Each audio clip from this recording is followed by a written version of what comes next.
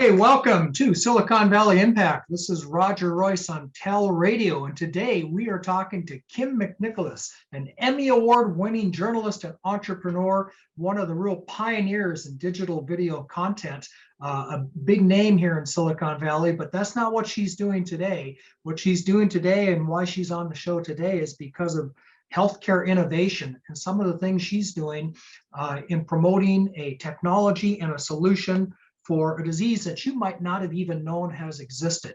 And that's hopefully what we can talk about. So first of all, welcome. Thank you for being here, Kym. Hi, Roger. Thanks for having me. This is exciting. Yeah, so before we jump into what you're doing now, because I think our viewers and our listeners are going to be really interested to hear what you're up to. Your story is fascinating. Your origin story, your pictures on a billboard. You've been a journalist. You've been a radio broadcaster yourself. You've done startup competitions. Could you tell us a little bit about your background and your path, how you got to where you are today?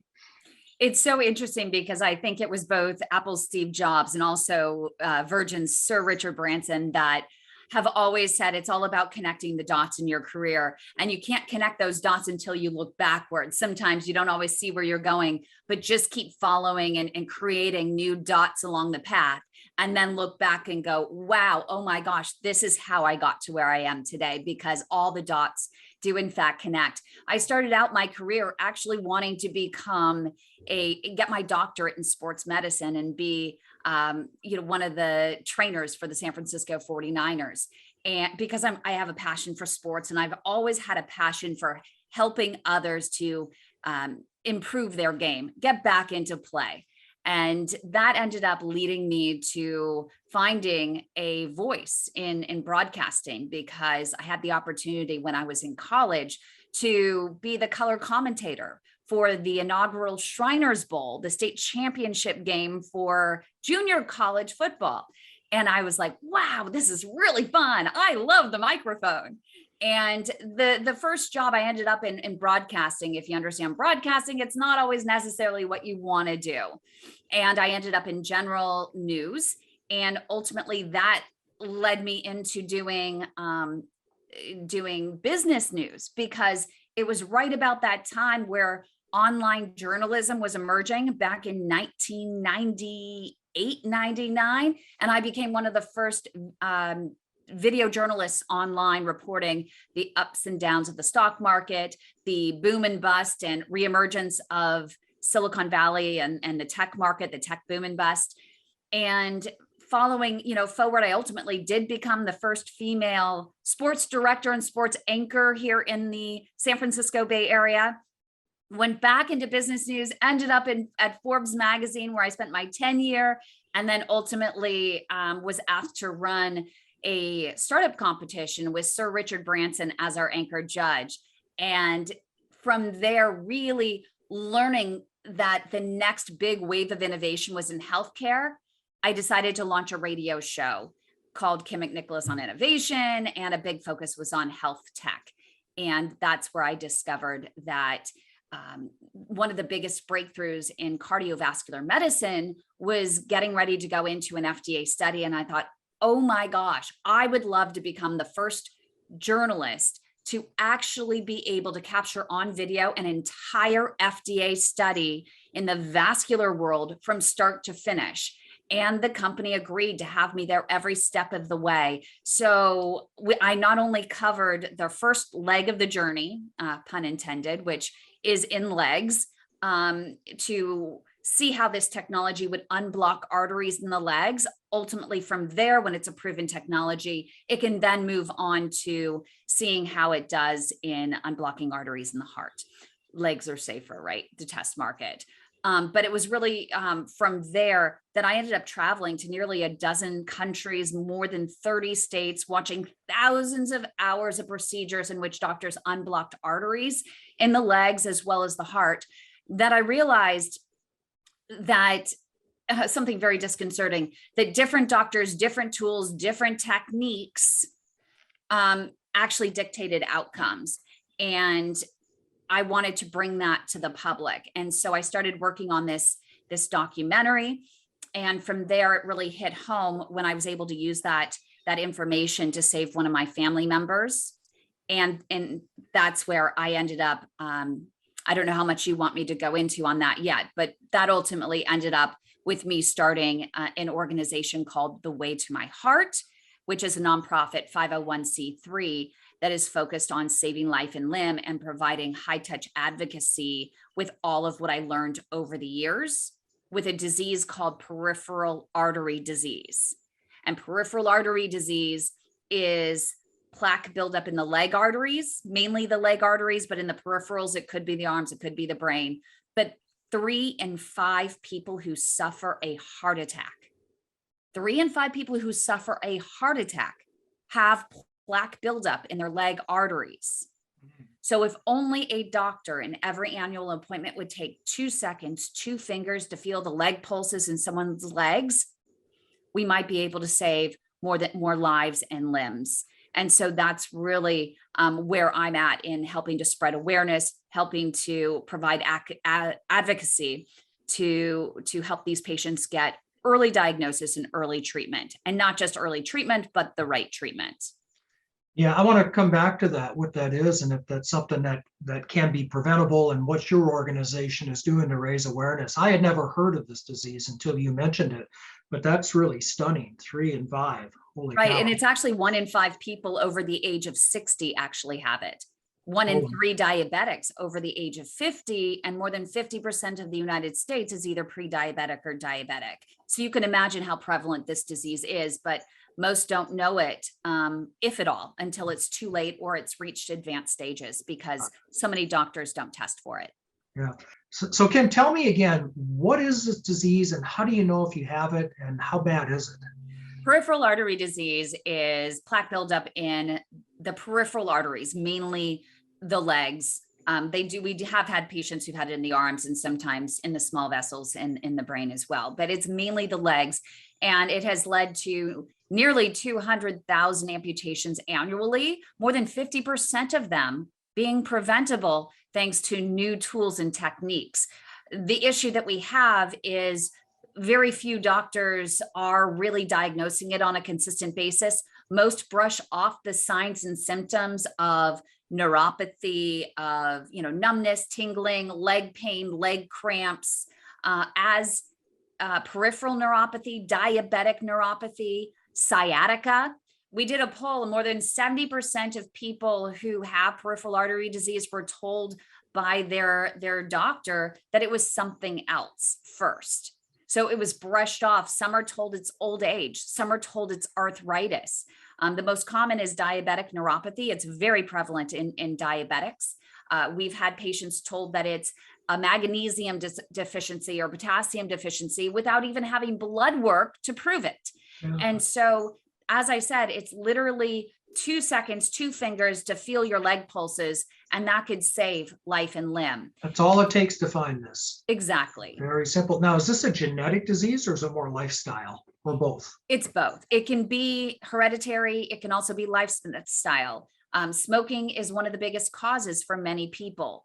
For people who don't smoke, heredity is a big factor as well. They've got these new technologies now doing like full body scans and scanning and calcium scans. Is that something that could detect this? And if so, does it regularly? I think a full body calcium scan probably could do a really good job. It's as simple as taking a blood pressure cuff, though, placing it on the legs, placing it on the arms. We're talking antiquated technology, right? It's as easy as that, whether it's your 2 fingers in the beginning, taking the blood pressure cuffs and measuring the differential between your legs and your arms in the terms of the blood pressure, and then a basic ultrasound. That is only what you need in order to determine whether or not that you have this. Some people who get the blood pressure cuffs, though, can get a false normal if they do have a lot of rock hard calcium, it's in advanced stages, or if they have diabetes. So how bad is it if somebody, you mentioned 1 in 6 people over 60 have this in America. How bad is it? How dangerous is it? Well, it leads to nearly 200,000 amputations every single year. 1.5 million people every year have strokes and heart attacks. And I think since 3 in 5 people who suffer a heart attack have this, if a doctor would literally only feel the leg pulses in everyone's legs, I think we could save more lives and limbs. Because if you know you have some sort of restriction of blood flow in your legs, that's what plaque in the arteries does, then it's likely that you have it in the heart. I can't tell you how many patients. We have a young woman in New York that we found out she was only 37. She had plaque buildup in her legs. And I said, hey, go get your heart checked. Turns out, lo and behold, she was on the verge of a heart attack. Now, more than 50% of people who suffer a heart attack, they show no signs or symptoms. And so literally, and they still use it as a basis for determining whether or not do you have chest pain? And that's the only way that they'll test. Or do you have high cholesterol? But more than 40% of people who suffer a heart attack have normal cholesterol in a basic lipid panel. It is not until they perform an advanced lipid panel. An advanced lipid panel, if you're in LabCorp, it's called an NMR, nuclear magnetic resonance test. Or if you have Quest, it's called a cardio IQ. And what they want to measure is the quality of your bad cholesterol or LDLs versus the quantity. You want to have large, fluffy ones and a lot of them, but you don't want to have the small, dense LDL particles that when they become oxidized by those trans fats, we talk diet, right? Trans fats and the free radicals in the environment, that they end up infiltrating the vessel wall where it's been damaged. And plaque buildup starts with damage in your arteries. Is it an extra sugar molecule that's scratching your arteries? Is it cigarette smoke? Is it chemicals you're breathing in? Is it some other gene factor that is causing damage to your arteries where the inflammatory response is to call in the fats and the cholesterol to bandage that up? Now, surprisingly, Wow. I'm not a doctor. Yeah, that is. Well, I suppose being a journalist makes you really good at learning new things. I mean, not only learning, but then, observing it in a different way and presenting it in a very different way that definitely resonates with different audiences. And I think that that's really one of the values that I bring to the table and why we've been able to grow it, to more than 8,000 patients. But it's really interesting, especially for other entrepreneurs. I mean, I never thought my career would go in this direction. But I remember Sir Richard Branson saying something to me when I was asked to run that startup competition. I was hesitant to do so because I thought, what do I know about a startup competition? And this still stays with me today. Don't let what you don't know and have never done before get in the way of doing something great and having a huge impact. I didn't know anything about airplanes before I started Virgin America. I didn't know anything about outer space. I've never even been to space. But he said sometimes what you don't know can be your greatest asset and the greatest source of disruption in any industry. Because the problem with every industry is you get people and they only want to dip into those people within that industry that sometimes have become jaded and they're so drinking the Kool-Aid of that industry that they can't step outside it to bring something new and innovative and disruptive to the table. And that's what you're doing. And I mean, that's it's surprising that for such a dangerous condition and such a widespread prevalent condition, there's so little is known about it. I mean, I think very few doctors have even told her. No one ever told me about this. And I'm apparently in the high risk group due to my old age. No, and what's funny is I am going to get a little personal here. Is that I went on a date. I met a guy on one of the apps, and he was an orthopedic surgeon, and he started asking me what I did. And as you can see, I get on my soapbox. I'm really passionate about what I know and what I've learned in saving life and limb. And he said, "Oh my goodness, I get some of these patients." And I said, "What do you mean?" He says, "Well, I get diabetic patients all the time with diabetic feet. I had no idea that there was a treatment that where doctors could actually use technology and go all the way into the foot and unblock the arteries in the foot. When a doctor sends me a referral of a diabetic patient, well, I'm going to treat it the way I know, and I cut off their foot."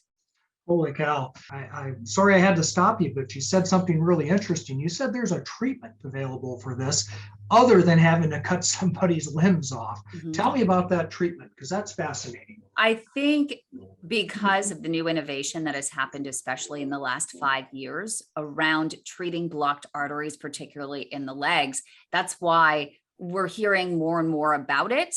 Who wants to talk about people getting their legs cut off or toes cut off or whatever? And you just don't see or hear much about it. But there's a lot of innovation happening in this space. You have wires and balloons and what are called atherectomy devices. I think this is where the biggest waves are being made and greatest strides. Atherectomy devices are actually plaque removal devices. You have laser devices, orbital, directional, rotational, all these different types of devices that can go in there and either drill or sand down or photochemically like ablate, the plaque that's in there. And they're getting smaller and smaller, and they can go clear into the calf, into what are called the tibial vessels in your calf or the perineal vessel in your calf, and actually clear into the loop of arteries in your foot called the pedal plantar loop. There are still some doctors in the old regime that they're still resting on what they learned in medical school and may not either have access to the new training or time for the new training or access to the newer devices. But the ones who do, I would say there are only about 10% of doctors across the United States are using these advanced tools and techniques. So just because someone has a white coat and a title doesn't mean that they have the most advanced treatment. As you know, with innovation, sometimes it's slow to roll out, especially with regulations. But the big thing that we need to work on with patients is getting them to understand all treatment options and understanding the right questions to ask their doctor in order to determine what is the best treatment for them. And most doctors will tell them, hey, my treatment's the best treatment, my treatment's the only treatment. But you as innovators who are out there, it is also your responsibility to get to the patients, not to sell them on your technology, but simply to educate them on the critical questions to ask their doctor so that they can have a productive and satisfying conversation with that doctor, as well as get a second opinion from another who may or may not have your technology, so that they can make a well-informed decision as to what's right for them. Yeah. So are you getting the word out? I mean, you can't go out on dates with every orthopedic surgeon in the country. So how else do you let people know about this? We have grown thanks to actually COVID, where so many patients have been turned away by their hospital doctors, not prioritized. I don't want to say turned away, but they were COVID, as you know, it's a pandemic and the prioritization is towards COVID patients. So a lot of these patients in advanced stages don't know where to go. So they have found us for support. They've searched for us online in a variety of different areas to be able to get to us. We now have grown to more than 8,000 patients around the world. We've had more than 25,000 interactions with different patients. Over the course of our first 700 days, we've saved more than 500 limbs of patients told by their doctor that amputation was the only option. We've been able to get them to yet another doctor with advanced skills and advanced tools, great innovation that's been able to save their limb from amputation and ultimately save their life. Wow, that's great. That's great. That's awesome. Now, your organization, you're a 501c3, so I assume you rely primarily on donations from the public and organizations. If somebody wanted to help support you and help this group, how would they get a hold of you? Go to thewaytomyheart.org. And we do have a donation button. We are entertaining phone calls from people who want to see certain funds used in a variety of different ways. And we do try to help, distribute where a donor has the most interest. We just got a very large grant, which we're really excited about, our first very large grant for one of our programs. And so I think that it's really exciting. I mean, we have personal stories to share with every single dollar. We don't have any overhead. It goes directly to helping patients. Our Care Access program, I provide shared rides to patients getting to limb-saving procedures. I provide resources to help patients pay for their medications. I help provide medical equipment, blood pressure cuffs, exercise equipment, treadmills, because walking is the best medicine for this. We have a 24/7 leg saver hotline with wound care that is available on demand. We find that diabetic wounds in particular lead to amputation very quickly, especially if they don't have circulation that brings oxygen to those wounds for healing. So we're there with patients all of the time with our wellness team. So we have lots of different programs, and that's one of the things with our organization being small and nimble is we are very quick, and with anyone who can relate with a startup, we're quick to be nimble. We're driven by the demand of the patient, and we're able to not only listen, but execute in the moment and get things, moving forward. So the more donations that we can get, just know that every single penny is being used and going directly to save life and limb. Yeah, I think that's really important for the audience to know. First of all, these are tax deductible donations. As a tax lawyer, I can tell you that. And secondly, you're a very lean machine in terms of organization. So you can plan on that money going directly to help patients and to support the cause. Well, Kym, I want to thank you not only for being here, but for what you're doing to support this, because you're a very accomplished person. You could be doing a lot of things in this world. You've already done a lot of things, and you've decided to devote, it looks like, all of your time these days just to helping combat this disease. So thank you on behalf of all of us, and thank you for being here today. We appreciate it. Okay, any closing words for our audience?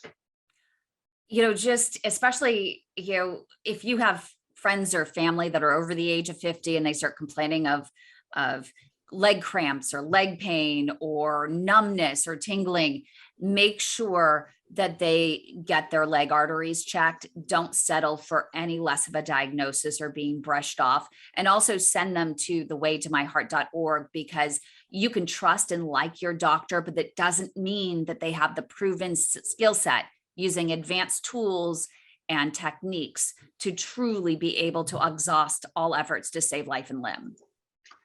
Okay, that's great. Thank you very much. And Roger Royse, Silicon Valley Impact, TALRadio, talking with Kym McNicholas, The Way to My Heart. Thanks for tuning in, and we'll see you next time.